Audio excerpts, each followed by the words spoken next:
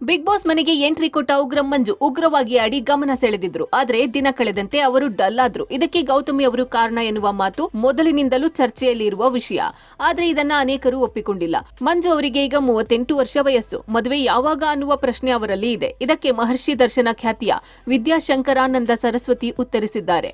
ಮಂಜು ಅವರನ್ನ ನೋಡುತ್ತಿದ್ದಂತೆ ಕಗ್ಗವನ್ನು ಹೇಳಿದರು ವಿದ್ಯಾಶಂಕರಾನಂದ ಸರಸ್ವತಿ ಅವರು. ಎದ್ದಾಡಿ ಬೀಳುತ್ತಿಹೆ, ಗುದ್ದಾಡಿ ಸೋತಿಹೆ, ಗದ್ದಲವ ತುಂಬಿ ಪ್ರಸಿದ್ಧನಾಗುತ್ತಿಹೆ, ಜಗತ್ತನ್ನು ಉದ್ಧರಿಸುವೆ ಎನ್ನುವ ಸಖನೆ ನಿನ್ನ ಉದ್ಧಾರವೆಷ್ಟಾಯ್ತು ಮಂಕುತಿಮ್ಮ ಎಂದರು. ಇದರ ಅರ್ಥವನ್ನು ಹುಡುಕಲು ಮಂಜು ಅವರು ಪ್ರಯತ್ನಿಸಿದರು. ಆ ಬಳಿಕ ವೈಯಕ್ತಿಕವಾಗಿ ಮಂಜು ಅವರನ್ನು ಭೇಟಿ ಮಾಡಿ ಮಾತನಾಡಿದ್ರು. ತಂಗಿಯರ ಮದುವೆ ಆದ ಮೇಲೆ ಆಗೋಣ ಎಂದುಕೊಂಡಿದ್ದೆ.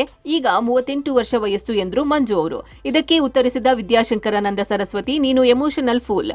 ಹೊರಗಡೆ ನೋಡೋದಕ್ಕೆ ಹಲಸಿನ ಹಣ್ಣಿನ ರೀತಿ ಒರಟು ಆಗಿದ್ದೀಯಾ, ಆದರೆ ನಿನ್ನ ಮನಸ್ಸು ತೋಳೆಗಳ ರೀತಿ ಮೃದು.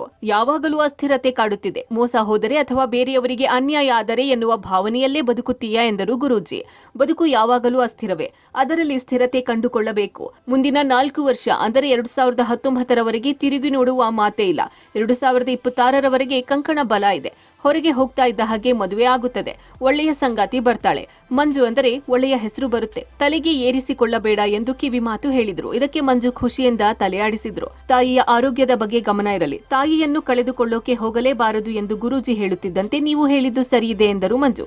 ಮಂಜು ಅವರು ಫಿನಾಲೆಯಲ್ಲಿ ಕಪ್ ಎತ್ತುವ ಕನಸು ಕಾಣುತ್ತಿದ್ದಾರೆ. Digital desk, public music.